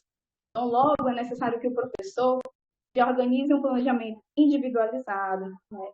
Tenha um ambiente organizado, uma rotina, atividades lógicas, com o propósito de buscar um trabalho diferenciado voltado para esse aluno com essa especificidade, né? Piaget nos diz que o desenvolvimento explica a aprendizagem, né? E esta opinião ela é contrária à opinião amplamente difundida de que o desenvolvimento ele é uma soma de experiências discretas da aprendizagem. Pode passar.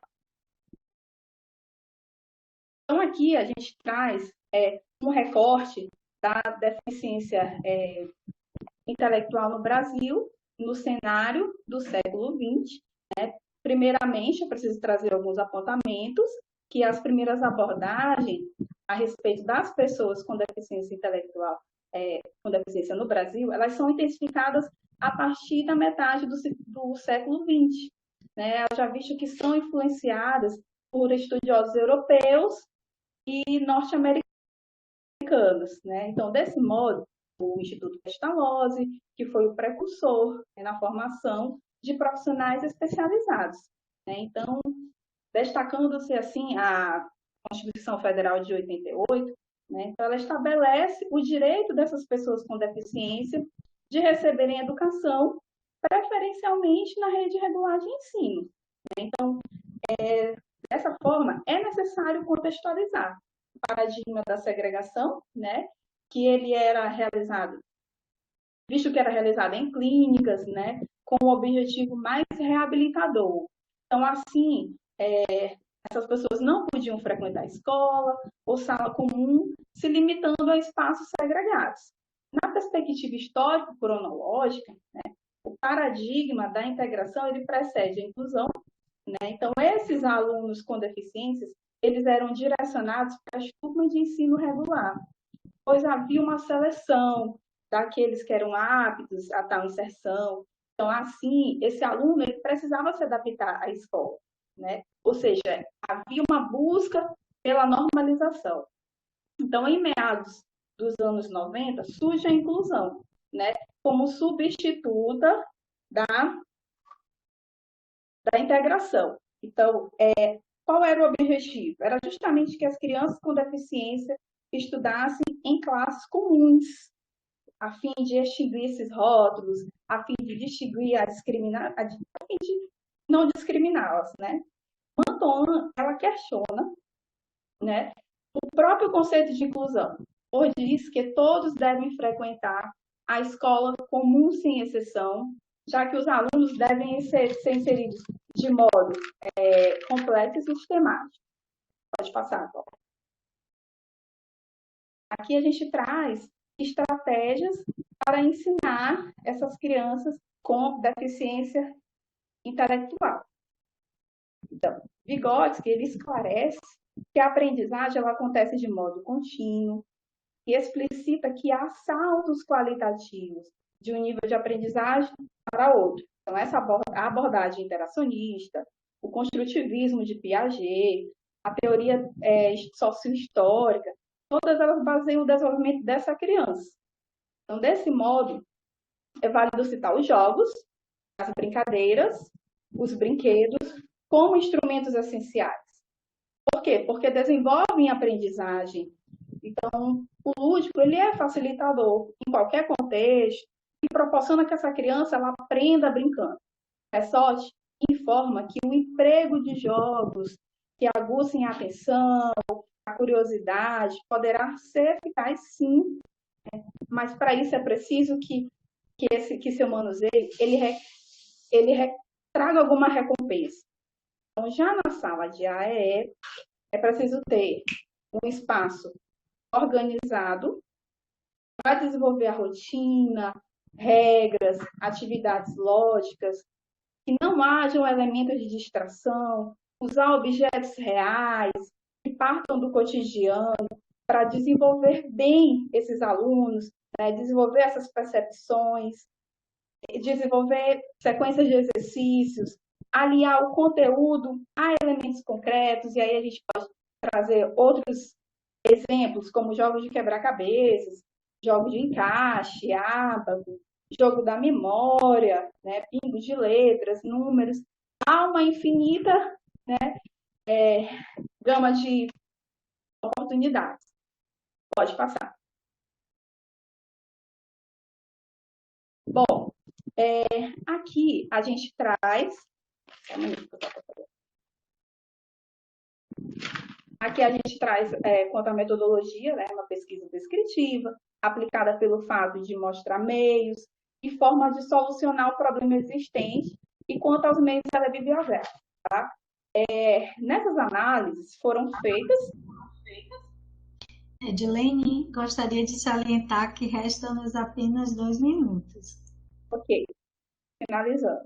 Então, foram feitas análises de artigos voltados justamente para a temática do ensino do aluno com deficiência intelectual, de estratégias pedagógicas empregadas por esses professores na educação especial e professores do AEE. Então, aqui a gente traz uma análise geral desses estudos, em que destacamos Silvério e Aprígio, que afirmam que o professor ele não deve adquirir apenas um método diferenciado, visto que é importante ir além, à medida que deve pesquisar sobre deficiências, ter contato com outros professores, com o objetivo de trocar ideias e também buscar aperfeiçoamento profissional.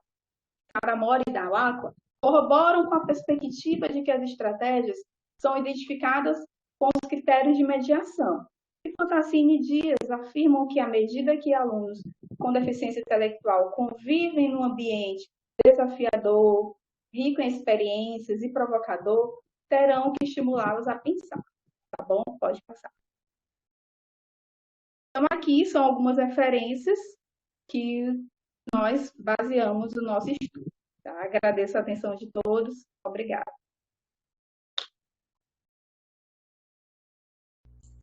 Muito agradecida, Edilene, que trabalho lindo, muito bom. Vamos agora convidar Ana Maria Dias Galvão. Ela irá apresentar a perspectiva discursiva da alfabetização e a atividade metalinguística da criança com deficiência intelectual. Genigleide? Ana Maria. Oi. Desculpe, a Ana Maria solicitou a mudança de data porque ela está defendendo a tese de doutorado dela nesse exato momento. Ela fez uma solicitação à coordenação. Ela participando da defesa. Então, se tiver mais alguém que ainda não apresentou, fica no lugar dela. Ela vai apresentar no GT de amanhã. Ah, tá certo. Por enquanto, acho que todos já apresentaram. Ou falta mais alguém? Eu tive esse lapso aí com os colegas, pesquisadores, mas graças a Deus conseguimos reparar esse equívoco. Então, eu acredito que agora poderemos ampliar para as nossas discussões. Até o momento, visualizei a pergunta do colega pesquisador Faustino, que trouxe uma pergunta para Marília. Deixa eu apresentar aqui agora. A princípio, eu gostaria de fazer algumas considerações como coordenadora dessa mesa. Eu gostaria de salientar que as pesquisas apresentadas até o momento foram de valorosas contribuições acadêmicas. Tamires trouxe uma temática muito relevante em relação às dificuldades e estratégias dos docentes no contexto da inclusão de alunos com deficiência visual, dos lençóis maranhenses, muito pertinente a proposta, a pesquisa delas.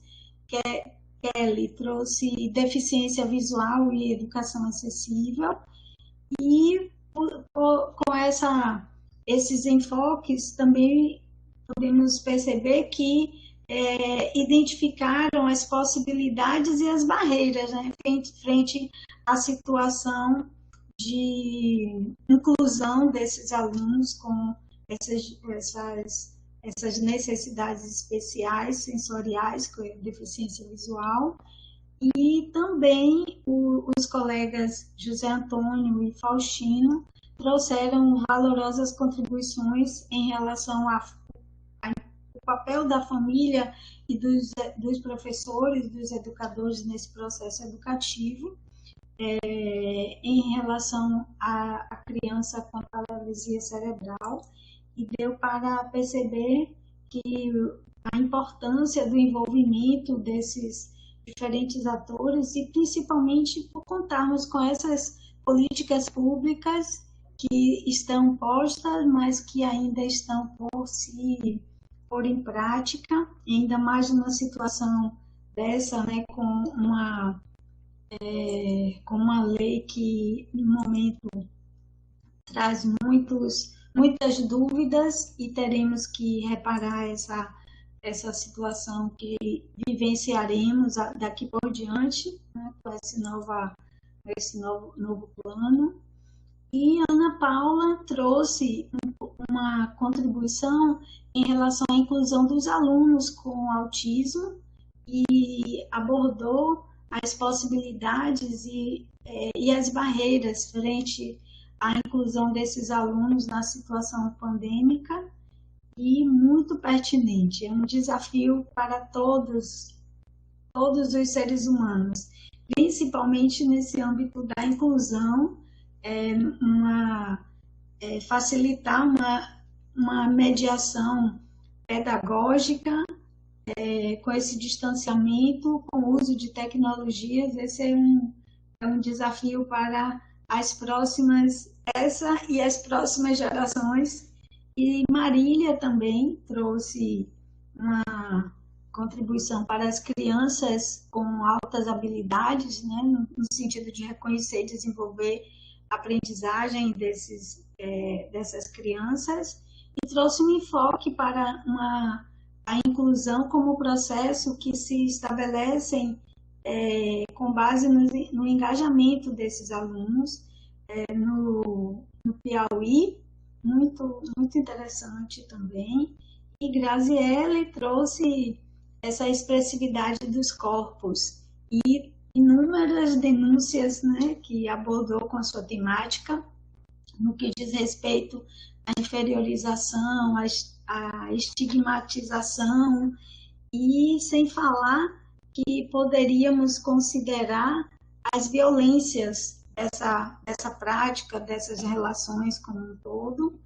E Magali trouxe uma temática assim, atualíssima, que é o processo de inclusão do RPOD, né? Um processo de acessibilidade muito contemporânea e que demandará cada vez mais esse nosso envolvimento com os dispositivos móveis, e eis o desafio para todos, né, e todas. A Adriana trouxe um ponto de vista para a leitura e a argumentação. Ela não trouxe ainda, digamos assim, tá? Adriana... Sinalizaram o Geniglade aqui no chat que a Adriana não apresentou ainda, mas eu estou perguntando se ela está presente e não teve resposta. Então, eu acredito que ela não tenha comparecido à sessão, ou se compareceu foi no início e caiu. Estou perguntando aqui no chat e não aparece nada. Não aparece. Glauber está digitando alguma coisa, talvez ele tenha alguma informação para a gente. Alguma informação. Ele está dizendo que não tem, né? Não identificou nenhuma Adriana na lista. E realmente eu não visualizei. Eu perguntei para confirmar também, mas parece que ela não compareceu. Isso, eu visualizei na lista, não identifiquei o nome dela. Eu iria falar como se fosse de Ana Maria, que não pôde participar devido à transferência para uma outra data. E a Edilene trouxe as contribuições para os desafios da aprendizagem da pessoa com deficiência intelectual na educação infantil. E essa temática muito relevante, tem alguns alunos na UESC que têm investido muito nessa temática, tá? Na ação pedagógica, na educação infantil, e teremos muito a contribuir aí com essa temática da inclusão na educação infantil. Então, gente, essa foi uma síntese que eu pude fazer, uma breve síntese, e gostaria de agradecer a participação de todos vocês, e agora irei apresentar a questão lançada pelo colega Faustino, que ele lançou uma questão para Marília. Conhecendo a grande dificuldade que existe no Brasil com a falta de equipes multidisciplinares para diagnosticar no caso, as crianças, né, ou as pessoas com necessidades educativas especiais, como acontece esse processo no seu estado? Essa foi a questão para Marília.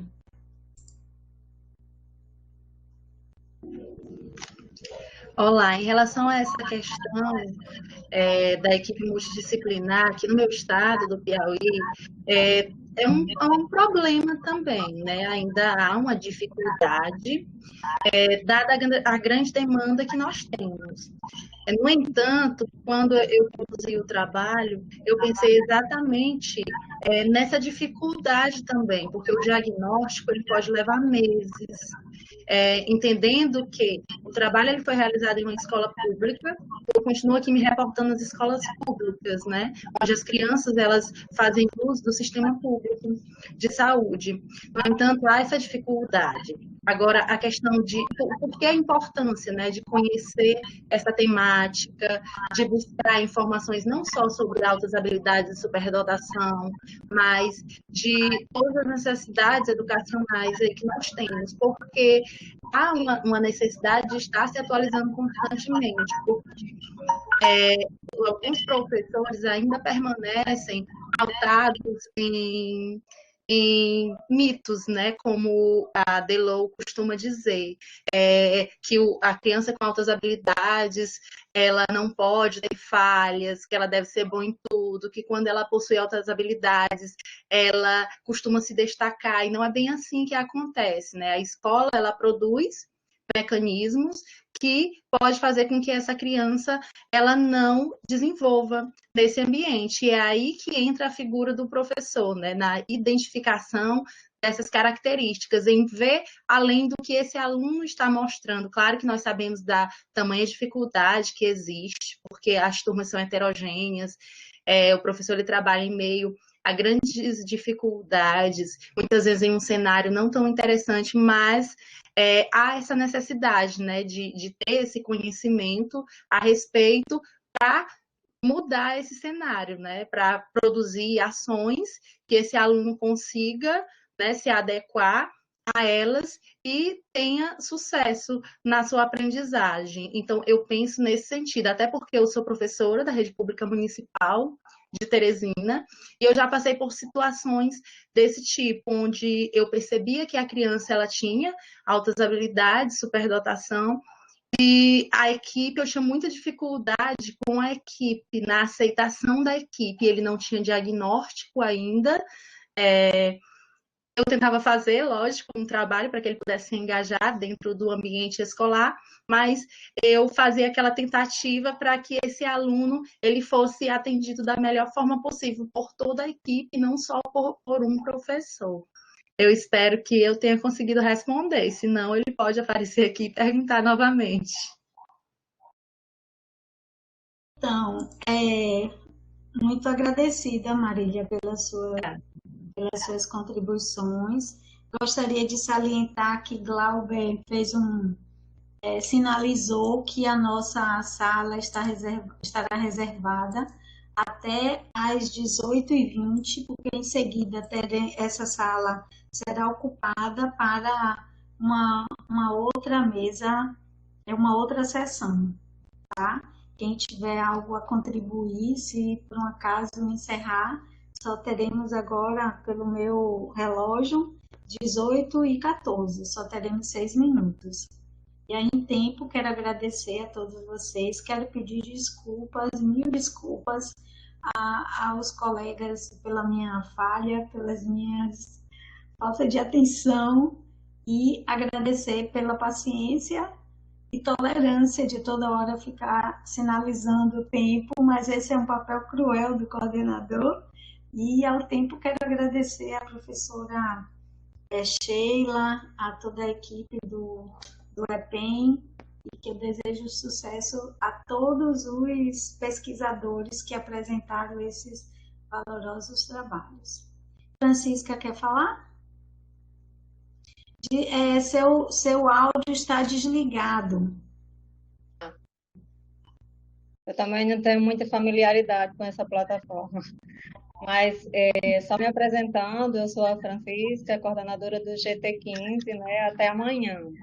E aí eu estou passando inicialmente para agradecer a Jane Cleide pela contribuição. A minha conexão caiu algumas vezes, eu saí e entrei várias vezes aqui, mas acompanhei um pouco alguns trabalhos, parabenizar pela qualidade dos trabalhos, pela discussão, e dizer a Jane Cleide que para nós é muito importante ter essa colaboração, essa contribuição. E o outro é um convite para amanhã pela manhã todos estarem na última sessão, mesmo sendo um sábado pela manhã, mas porque o regimento ANPED pede que a eleição de coordenador do GT seja feita na última sessão. Então, assim, eu enviei um e-mail para as pessoas que estão cadastradas como ADOC, porque são os e-mails que eu tive acesso, com um formulário para manifestação de interesse. E todos os associados, os alunos mestrandos e os doutorados associados também votam, certo? Então, amanhã pela manhã, a gente faz essa eleição da coordenação do GT para 2020 a 2022. 2020 está terminando, 21, 22, até o próximo EPEM, tá bom?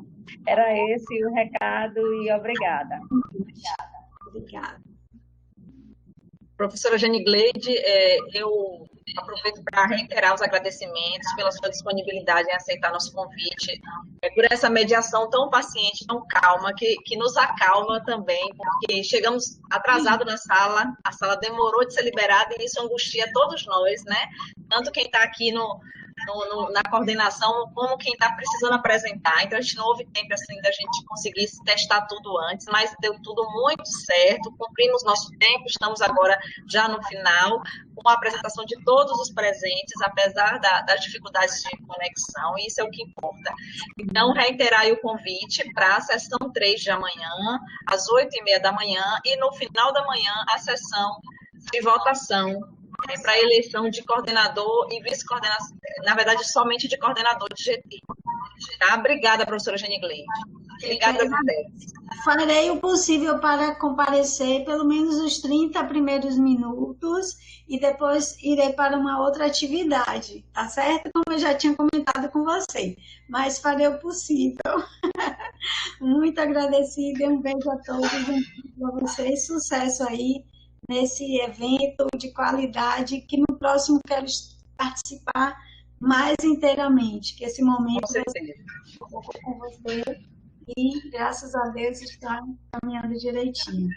E obrigada também a Glauber pelo apoio técnico que nos socorre aqui nos momentos mais críticos. Obrigada, Glauber.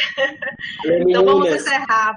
Os intérpretes de Libras também, não é? Não sei se houve um agradecimento inicial, mas essa é uma contribuição também muito boa, muito pertinente, e a gente agradece bastante. Isso. Finalizamos, sim, professora Francisca, aqui, os agradecimentos, no início e agora no final. Então, pronto, gente, precisamos liberar a sala. Um abraço a todos e até amanhã.